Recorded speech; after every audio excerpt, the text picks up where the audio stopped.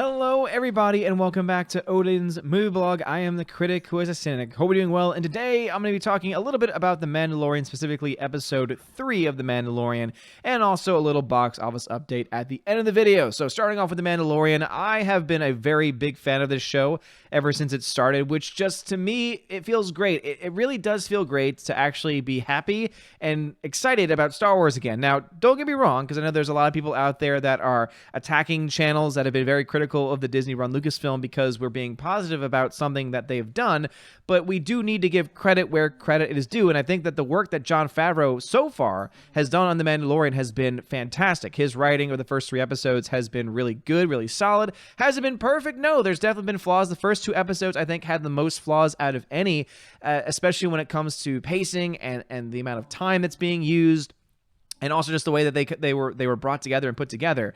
But episode 3, in my opinion, is the best episode so far. If I was going to give ratings, episode 1 got an 8 out of 10 from me. Episode 2 got a 7 out of 10 for me because it was a little on the short side. There were a lot of things I liked. There were some things I didn't like. Episode 3 is a 9 out of 10. Like a solid 9 out of 10 from me, because obviously most TV shows have room for improvement. No show has really been perfect at this point in time. But even if you look at the overall ratings on IMDb, which I know is not the best metric, right? Especially after what IMDb did to my beloved Box Office Mojo, I didn't want to use them, but unfortunately, it's one of the only sites that uses individual ratings for episodes that I felt somewhat able to use because I didn't want to use Rotten Tomatoes. Metacritic is a giant mess because they don't have really individual ratings for episodes that I could see, and then there are just a lot of other issues going on. But as you can see, The Sin, Episode 3, or Chapter 3, has a 9.6 rating versus an 8.8 for The Child and an 8.7 for Chapter 1. Now, I would disagree with those ratings a little bit because I do think Chapter 2 is definitely a weaker episode because it just is way too short of an episode, and I think that it really just... That's not necessarily that it meanders, but it definitely feels that the pacing is just a bit off. The first episode just has some very good methodical pacing to it, while Chapter 2 just doesn't. Chapter 3 is almost a damn near perfect episode, to be perfectly honest. Now, I'm sure people are going to be able to point out specific flaws, and I'm not going to deny that there are flaws. That's why I'm not giving it a 10 out of 10 rating.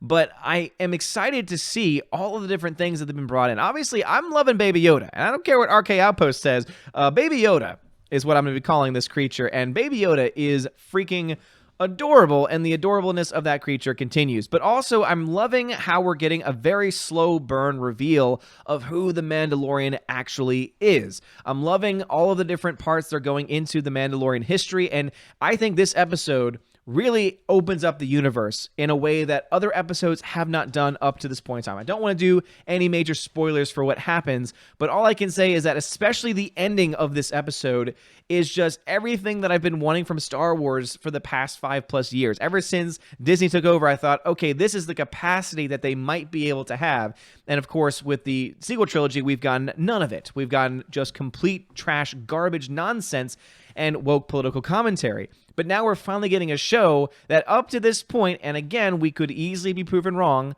up to next episode or the episode after that, but so far that has not happened, and so far we're getting solid Star Wars stories, and we have an amazing ending here that to me just gets me excited because it opens up so much, and it makes you ask questions, and it makes you excited to see what's going to happen next, and man, oh man, we have not felt that way in a very, very long time. For anyone that's seen the episode, you know exactly what I'm talking about because of all the different elements that come into play and the way that things pan out in the very end. It makes me excited to see what the story is going to be for this character, what the character is going to be taking part in the future, and also the journey that's going to be taking place between Baby Yoda and this character and the process by which it's brought about. So I just wanted to give my quick thoughts that episode 3 was fantastic. 9 out of 10, solid 9 out of 10 from me, which is, I think, the highest grade that I've given to anything Disney run in a very, very, very, very, very long time. Other than Rebels, other than Star Wars Rebels, there really hasn't been a whole lot of good Star Wars movies or products since. So Mandalorian doing a great job, 9.1 out of 10 over on IMDb, which again has a lot of flaws to it. I'm not defending it, but overall I think that these are pretty accurate. Again, 9.6 for this episode is, I think, very spot on, especially because of the ending alone, and Chapter 1 I think is the second strongest, and then The Child I think is the weakest episode so far, but even then, a 7 out of 10, it could be easily worse. Now, speaking of worse, things are getting so much worse for a little film called Charlie's Angels 2019. So these are the Thursday numbers. Now, for those that don't know, Thursday is when most movies premiere. They have Thursday openings, usually starting as early as 6 p.m., sometimes maybe even a little earlier than that, but normally showtime starting around 6 or 7 p.m. with about 3 or 4 showtimes on that first night. And then you get a wide release on the Friday, where it gets released from, morning to evening in a plethora of theaters. So last night, Frozen 2 opened up to $8.5 million, which is a pretty strong opening for a film. But a Disney film, I don't know just quite yet. That to me, at the very least, seems kind of tepid. Now, as someone that went to my theater last night to go see another film, A Beautiful Day in the Neighborhood, I thought that the audience showing up for that was actually pretty strong. There were so many little girls dressed up in their princess.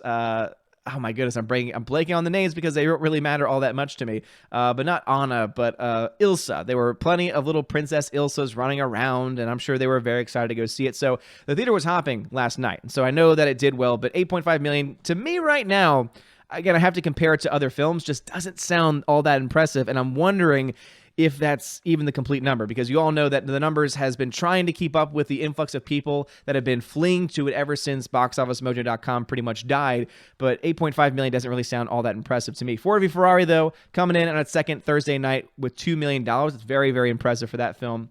Going forward, Beautiful Day in the Neighborhood, the film that I saw last night, which was great. If you want to see a review of that, click the eye above my head and go to the Welcome to Asgard channel. It's a very solid film. Got $900,000, which to me is a little bit on the low end. We don't have total theaters yet.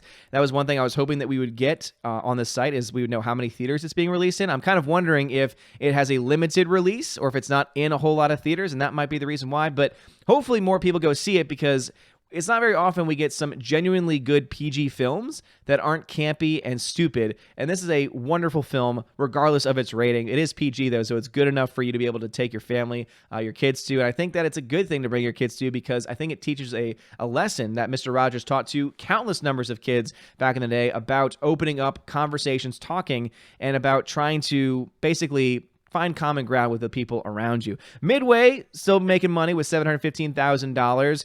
21 Bridges, not nearly that impressive, $700,000, but I'm guaranteeing you that film did not have as wide a release as Frozen 2 and other films go. Then you get The Good Liar coming in with $565,000, and then all the way down at the bottom. So let's see, first, second, third, fourth, fifth, sixth, seventh, eighth place. In eighth place, behind Last Christmas, you have Charlie's Angels with $427,000. To say that this film is bleeding money would be an understatement. This film, up to this point, has only made $10 million here in the United States. 10.7. It's been out for 14 days, or rather 7 days at this point. It's been out for 7 days, and it's only made $10.7 million. That is about as anemic as you can possibly get. As you can see, the worldwide totals at this point are $32.2 million on a $48 million budget, not including the marketing costs for this film. Now, we all know, and we've been covering this for a long time, that the director of the film doesn't really care about the fact that it's failing. She says, hey, you know what? At least my name's on it 4 times. If you're going to fail, fail big. And then at the same time also blames men and blames the fact that, oh, no, the only reason why any other film does well with a female lead is because it's a part of the quote-unquote male genre. But that's, of course, Elizabeth Banks for you. And, of course, when you have a cast like this, it's really not that surprising. As I mentioned previously, if you're going to have Kristen Stewart as one of your leads in an action movie, you're already kind of setting yourself up for failure, because that doesn't really scream action star to me. $32.2 million, though, definitely not very impressive for that film going forward. But let's go ahead and take a look at a couple other films and how they're doing. So Frozen 2, of course, with the 8.5, Ford v Ferrari with the $2 million, Beautiful Day in the Neighborhood with $900,000. Let's look at those 3 films. So $18.6 million from the international marketplace for Frozen 2 with $27.1 million. This is going to be a giant film.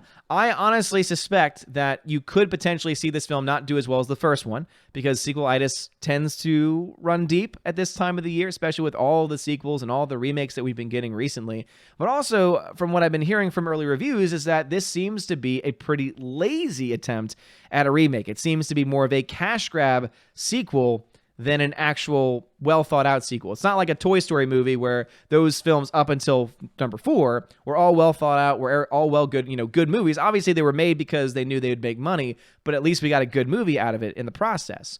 This film apparently does not have that same thing. I'm still debating whether or not I want to go see this film in some way, allegedly, but at the same time, I feel almost the same with Charlie's Angels, where I don't really know if I want to waste my time with it. Ford v Ferrari, on the other hand, is worth your time, so $64 million. Still not really a whole lot of money. I'm hoping to see another influx of cash in this weekend, especially from that international market. That's really where it's suffering. It's not making any money in the international marketplace, which makes sense because this is definitely more of an American story. But $22.3 million versus the $41.9 million for the United States, and rather the domestic market, it's just not looking very good. And for a film that costs $100 million to produce before marketing costs, it does need to make a lot of money back. It's still doing very well, which I'm glad to see. It seems that the drop-off domestically has not been nearly as bad as other films in the past. So I'm hoping that the American market's able to push this film up to at least $100 million here in the United States, and we'll see what's going to happen with that. But of course, with movies like Frozen 2 coming out this weekend and others like A Beautiful Day in the Neighborhood, I don't really know how many more people are going to go see that this weekend, though I could see Ford v Ferrari showing up in the top 3 when this weekend is over, maybe top 4 at the very least. Beautiful Day in the Neighborhood, we only have the domestic box office number for it, $900,000, which to me sounds pretty good. The production budget was $45 million, so this is a film that definitely needs to make a little bit of money, but I think that when you have someone like Tom Hanks, and it's a story about someone like Mr. Rogers, and it's a feel-good PG movie, I'm hoping and praying that because of that, the families are going to show up to this in droves this weekend. And hey, you know what? I would say to anyone watching this video, if you are one of those persons that's not sure, do I want to go see Frozen 2 or Wonderful Day in the Neighborhood? What do I bring my child to go see? I would recommend this one, to be perfectly honest, because it is a PG movie, meaning it's appropriate for them. But also, I think that especially if they can understand the words that are being said, they'll get a lot more out of this one, and you will get a lot more out of this one in the process. And I think this would be a great film, as I said, to go to with your child and then have a conversation with them after you finish the movie. I don't think you really do the same thing with Frozen 2. If you want to just go to a movie and have just a bunch of random crap happening on screen and have your kid distracted for 2 hours, hey, I understand it. Some kids are a certain age where you kind of need that. But if your child's maybe a little bit older and can maybe understand the things going on screen and maybe needs a little bit of, I think, motivation or inspiration, I think this would be a much better choice for you. But anyway, what are your thoughts about the box office numbers? But more importantly, since it is indeed the first thing I talked about, what are your thoughts on The Mandalorian? I honestly think that The Mandalorian is a wonderful, solid Star Wars series. And I know that a lot of people are not going to like the fact that this has been getting a lot of praise. I know that there are legitimate criticisms of this series. I think that Gary Nadrotic is doing a great job staying in the middle on this one and really just giving his honest thoughts, his honest opinions on what he thinks of the series so far. And I know that any criticism that he's going to bring up is indeed legitimate, because I had a lot of issues with those first 2 episodes. I genuinely liked them. I was entertained by them. I had a lot of fun with them, but they were 8 out of 10, 7 out of 10 series.